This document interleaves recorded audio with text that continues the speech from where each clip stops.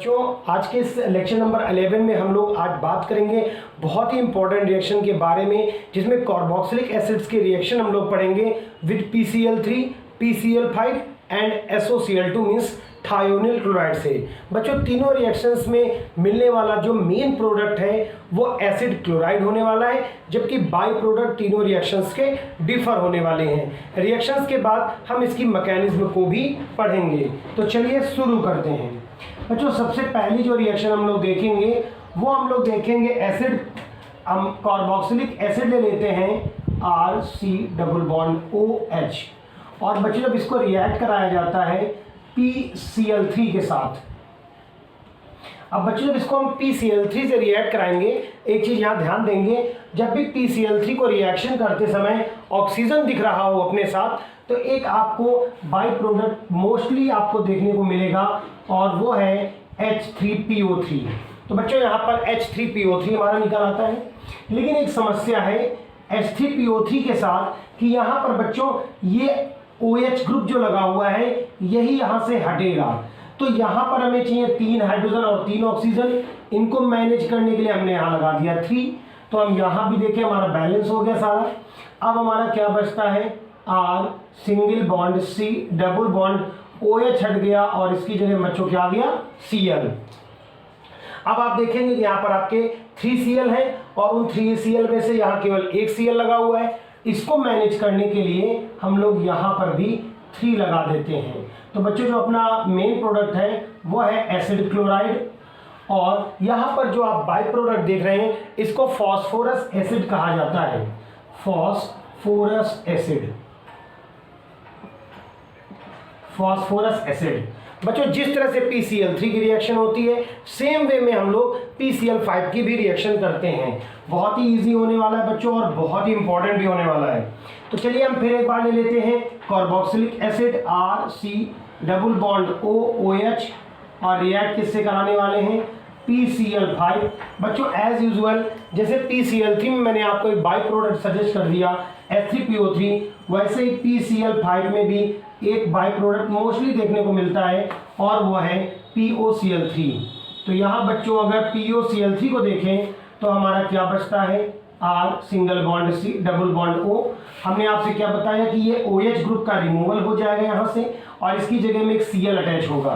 तो यहाँ पे Cl लग गया, लेकिन अभी आप इसको देखें तो आपका हाइड्रोजन का रिमूवल नहीं हुआ है। ऑक्सीजन तो यहाँ चला गया है पर एक हाइड्रोजन बचा है और 5 क्लोरीन में से केवल 4 भी यूज हो पाई, एक क्लोरीन भी बची है। तो साथ में एक बाई प्रोडक्ट और निकलता है और वो बाई प्रोडक्ट क्या होने वाला है आपको मिनरल एसिड HCl। तो बच्चों इसमें 2 प्रोडक्ट आपको मिलने वाले हैं, एक POCl3 मिलने वाला है that is known as phosphoryl chloride, और जो दूसरा प्रोडक्ट आप देख रहे हैं वो तो आपका एज यूजुअल एसिड क्लोराइड ही है। बच्चों इस ये आपका एसिड क्लोराइड है और ये भी आपका एसिड क्लोराइड है।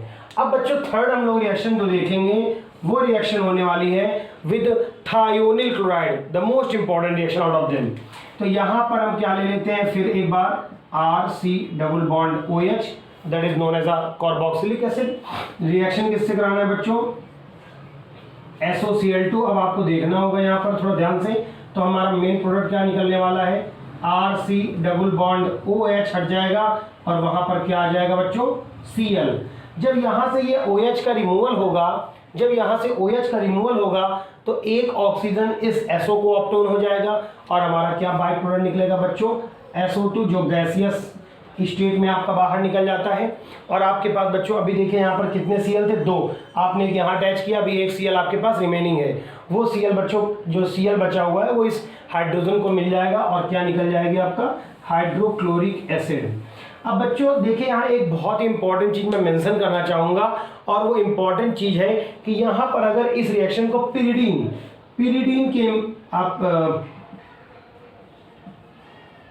पिरिडीन की अगर आप प्रेजेंस में बनाएंगे इस रिएक्शन को, तो यहाँ पर जो सल्फर डाइऑक्साइड गैस है वो तो बच्चों गैसेस स्टेट में है तो बाहर निकल जाएगी, उसमें आपको कुछ सोचने की जरूरत ही नहीं है। लेकिन यहाँ पर जो हाइड्रोक्लोरिक एसिड बन रहा है वो हाइड्रोक्लोरिक एसिड बच्चों बड़े ही इजीली इस पिरिडीन में एब्जॉर्ब हो जाता है, इस पिरिडीन में एब्जॉर्ब हो जाता है आपका यह हाइड्रोक्लोरिक एसिड, और यह हाइड्रोक्लोरिक एसिड पिरिडीन में एब्जॉर्ब हो गया, sulphur dioxide gas gases form में बाहर निकल जाती है। इसलिए कंटेनर में आपको सिर्फ क्या देखने को मिलता है, आपका एसिड क्लोराइड। तो आप देख रहे हैं यहाँ पर जो मेन प्रोडक्ट आपका एसिड क्लोराइड बनना था वो बच्चों बहुत ही प्योर फॉर्म में बनता है। क्या रीजन है उसके प्योर फॉर्म में बनने के? वो रीजन ये है कि यहाँ पर जो बाई प्रोडक्ट आप देख रहे थे इन दोनों में, वो बाई प्रोडक्ट उस कंटेनर में एग्जिस्ट करते हैं, लेकिन यहाँ पर जो बाई प्रोडक्ट हैं वो आपके एग्जिस्ट नहीं कर रहे हैं, वो रिमूव हो जा रहे हैं। इसलिए ये मान सकते हैं कि एसिड क्लोराइड को बनाने का सबसे जो बेस्ट वे या बेस्ट मेथड है वो क्या होने वाला है आपका, विद थायोनिल क्लोराइड। अब यहाँ एक खास चीज मैं आपको बताना चाहूंगा कि इस रिएक्शन को डार्जेन रिएक्शन भी कहा जाता है। तो अगर आप नाम से याद करना चाहें तो ये एक नेमिंग रिएक्शन भी होने वाली है, डार्जेन रिएक्शन। तो डार्जेन रिएक्शन बच्चों बहुत ही इंपॉर्टेंट है। इन तीनों रिएक्शंस में से सबसे इंपॉर्टेंट आपकी थर्ड रिएक्शन होने वाली है। उसका रीजन मैं आपको फिर बता दे रहा हूं कि यहाँ पर बाई प्रोडक्ट आपके इजीली सेपरेट हो जाते हैं, जिससे आपको प्योर एसिड क्लोराइड मिलने के चांस सबसे ज़्यादा होते हैं। तो बच्चों ये तो रिएक्शंस हो गई। अभी हमें मैकेनिज्म के बारे में बात करना है। तो बच्चों हम मैकेनिज्म की बात जब करेंगे तो हम लोग बात करेंगे डार्जेन रिएक्शन की मैकेनिज्म के बारे में, क्योंकि ये जो रिएक्शन है इसकी मैकेनिज्म सबसे इंपॉर्टेंट है और ये रिएक्शन भी सबसे इंपॉर्टेंट है।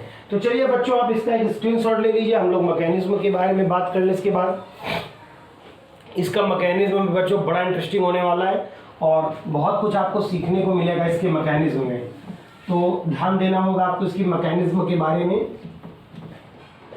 सबसे पहले बच्चों आप देखिए हमें क्या लेना है।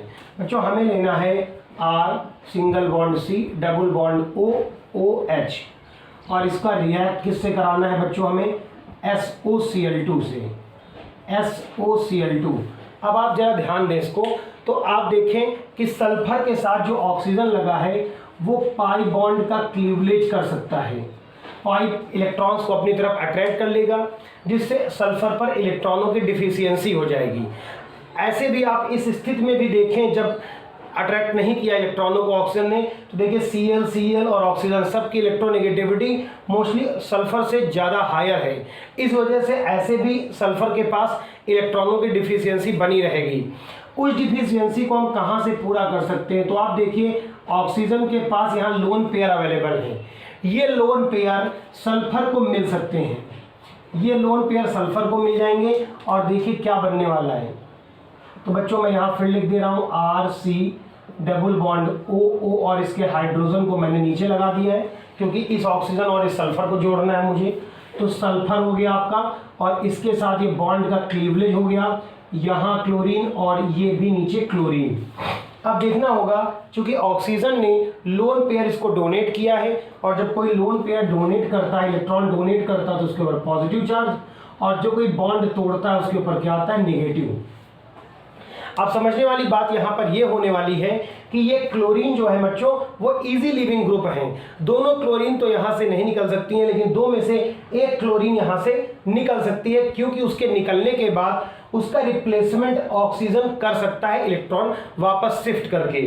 तो बच्चों इन इलेक्ट्रॉनों का वापस से ऑक्सीजन यहाँ शिफ्टिंग कर देगा और ये क्लोरीन एटम बाहर निकल जाएगा। ठीक है, समझ आ रहा होगा बच्चों। इसके अलावा यहाँ एक समझने वाली बात और है आपके लिए कि ये जो हाँ ऑक्सीजन एटम लगा हुआ है, इस ऑक्सीजन एटम को बच्चों अगर आप ध्यान से देखें तो इसके ऊपर पॉजिटिव चार्ज लगा है, और बच्चों ऑक्सीजन पॉजिटिव चार्ज बियर नहीं कर सकता है। जब ये बियर नहीं कर सकता है तो हाइड्रोजन अपने इलेक्ट्रॉन्स यहीं पर छोड़ करके बाहर ये भी निकल जाएगा आपका बच्चों H। तो Cl जब बच्चों आपका बाहर निकलेगा तो वो किस फॉर्म में निकलेगा, Cl निकलेगा Cl माइनस के फॉर्म में, और H निकलेगा H प्लस के फॉर्म में। तो ये H प्लस और Cl माइनस बड़ी ही इजीली दोनों एक दूसरे से जुड़ जाएंगे और किस फॉर्म में बाहर निकलेंगे बच्चों, HCl के फॉर्म में। ध्यान देना होगा, बड़ी ही मजेदार सी कहानी हुई है इस जगह। मैं इसको भी रिमाइंड करूंगा, रिकैप करूंगा, सारी कहानी क्लियर हो जाएगी। फिर एक बार जोड़ देता हूं, देखिएगा। सल्फर पर इलेक्ट्रॉनों की डिफिशियंसी है क्योंकि ऑक्सीजन इलेक्ट्रॉन अपनी तरफ खींच के बॉन्ड को ब्रेक करना चाहता है, और ये दोनों भी इलेक्ट्रॉनों को अपनी तरफ अट्रैक्ट कर रहे हैं, जिससे यहाँ इलेक्ट्रॉनों की डिफिशियंसी है। इसको पूरा करने के लिए ऑक्सीजन जो है वो सल्फर को इलेक्ट्रॉन डोनेट कर देता है और बॉन्ड बना लेते हैं दोनों। लेकिन ना ये ऑक्सीजन प्लस चार्ज अपने ऊपर बियर नहीं कर सकता है, इसलिए इसकी प्यास को बुझाने के लिए हाइड्रोजन अपने इलेक्ट्रॉन छोड़ करके बाहर H+ बन जाएगा।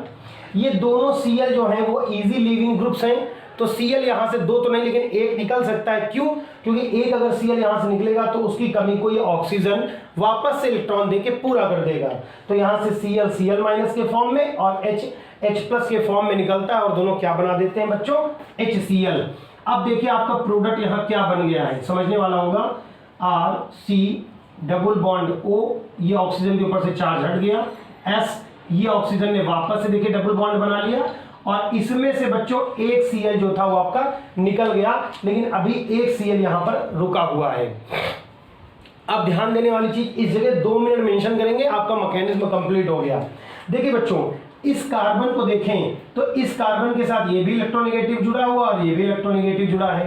दैट मीन्स इस कार्बन के पास इलेक्ट्रॉनों की डिफिशियंसी, एक कमी है। तो इलेक्ट्रॉनों की जब इधर भी चला जाएगा इधर भी चला जाएगा तो इसके ऊपर स्लाइटली पॉजिटिव चार्ज आएगा। स्लाइटली पॉजिटिव चार्ज जब यहाँ पे आ जाएगा तो ये HCl जो यहाँ पर आप देख रहे हैं वो अभी भी उस कंटेनर में है। तो HCl किस फॉर्म में होता है? H+ और Cl-। देखेंगे बच्चों, ध्यान देंगे, HCl किस फॉर्म में अवेलेबल होगा आपको? H+ और Cl-। तो यहाँ पर आप देखें इलेक्ट्रॉनों की कमी को कौन पूरा कर सकता है? इसके इलेक्ट्रॉनों की कमी को ये Cl- पूरा करेगा। तो देखिए क्या बन जाएगा जब पूरा कर देगा बच्चों, तो बन जाएगा R single bond C double bond O और यहाँ पे जब Cl लगेगा बच्चों, देखिए जब यहाँ पर Cl लगेगा तो आप ध्यान दीजिए कि यहाँ कार्बन की चारों वैलेंसी बच्चों कंप्लीट हो गई हैं, कार्बन की सारी वैलेंसी क्लियर हो गई हैं। तो कार्बन क्या करेगा? अपने इन ऑक्सीजन इस बॉन्ड को तोड़ देगा और इलेक्ट्रॉन अपनी तरफ खींच लेगा। ये ऑक्सीजन, इससे क्या बाई प्रोडक्ट निकलेगा साथ में, वो बड़ा इंटरेस्टिंग है। ऑक्सीजन और ये S डबल बॉन्ड O और ये क्या निकला है बच्चों? Cl। अब इस ऑक्सीजन को देखें, जब चूंकि इसने इलेक्ट्रॉन अपनी तरफ खींच लिए हैं तो इसके ऊपर क्या आ जाएगा बच्चों? जो कोई इलेक्ट्रॉन खींचता है उसके ऊपर आता है निगेटिव चार्ज, ये निगेटिव चार्ज आता है। अब ये तो हमारा RCOCl एसिड क्लोराइड बन चुका है, समस्या केवल यहां पर बची हुई है। तो उस समस्या को देखिए हम लोग कैसे सॉल्व करेंगे। हमारा मेन प्रोडक्ट RCOCl जो हमें एसिड क्लोराइड बनाना था वो हमारा बन गया। यहाँ पर देखें तो ऑक्सीजन के ऊपर निगेटिव चार्ज है, लेकिन ये Cl इजी लिविंग ग्रुप है और ये इजी लिविंग ग्रुप जो है वो बाहर निकलना चाहेगा तो ऑक्सीजन इस बॉन्ड को वापस से मेंटेन कर देगा। मेंटेन करने से आपको क्या मिल जाएगा? SO2। और जब ये Cl बाहर निकलेगा किसके फॉर्म में? Cl- के फॉर्म में। तो आप देखें कि आपने इस कंटेनर में H+ पहले से बचा के रखा हुआ है, तो ये H+ और Cl- मिल करके हमारा क्या बना देते हैं? HCl। तो बच्चों ये तो हो गई मैकेनिज्म, बहुत ही मजेदार सी मैकेनिज्म है, बहुत ही इंटरेस्टिंग है। मैं एक बार रिकैप करूंगा, पहले आप इसका स्क्रीनशॉट ले लीजिए, ठीक है? ऐसे स्टैचू बनना अच्छा लगता है। तो ये बच्चों ये कार्बोक्सिलिक एसिड हो गया और इसको रिएक्शन कराना था थायोनिल क्लोराइड से। सल्फर के पास इलेक्ट्रॉनिक डिफिशियंसी थी, ऑक्सीजन ने इसको इलेक्ट्रॉन दिए और दोनों ने बॉन्ड बना लिया। इलेक्ट्रॉन चूंकि डोनेट किए ऑक्सीजन ने तो ऑक्सीजन के ऊपर पॉजिटिव चार्ज आएगा जो इसको पसंद नहीं है, तो ये पॉजिटिव चार्ज को खत्म करने के लिए हाइड्रोजन से इलेक्ट्रॉन वापस ले लेगा और हाइड्रोजन H+ के फॉर्म में निकल जाएगा। यहाँ Cl के फॉर्म में निकलेगा क्योंकि ये इजी लिविंग ग्रुप है, तो ऑक्सीजन वापस से बॉन्ड बना देगा। ये कंपाउंड बन जाएगा हमारा इंटरमीडिएट और क्या निकल जाएगा साथ में? HCl। अब यहाँ दिक्कत इस बात की है कि कार्बन के साथ दोनों ऑक्सीजन लगे हैं और ऑक्सीजन की इलेक्ट्रोनेगेटिविटी हाई होती है, जिससे यहाँ कार्बन पर इलेक्ट्रॉनों की डिफिशियंसी हो गई। उसको पूरा करने के लिए बर्तन में जो कंटेनर में जो HCl के H+ और Cl- है वो काम आएंगे। ये Cl- इस कार्बन से जुड़ के उसको इलेक्ट्रॉन देगा और उसकी डिफिशियंसी को पूरा करेगा। उसी समय जब इससे Cl जुड़ रहा होगा उसी समय ऑक्सीजन अपनी हाई इलेक्ट्रोनेगेटिविटी की वजह से इन इलेक्ट्रॉनों को अपनी तरफ शिफ्ट करके बॉन्ड को तोड़ देगा और ये कंपाउंड निकलेगा ऑक्सीजन पे निगेटिव चार्ज। अब चूंकि यहाँ पे Cl बाहर आना चाहता है, तो जब Cl बाहर जाना चाहता है तो ऑक्सीजन ये इलेक्ट्रॉन यहाँ पर शिफ्ट कर देगा और सल्फर क्लोरीन की तरफ। तो Cl जो है वो Cl माइनस के फॉर्म में बाहर निकल जाएगा और उसी समय H प्लस उस Cl माइनस से रिएक्ट करके क्या बना देंगे HCl, और यहाँ पर आपका क्या बचा रह जाएगा SO2।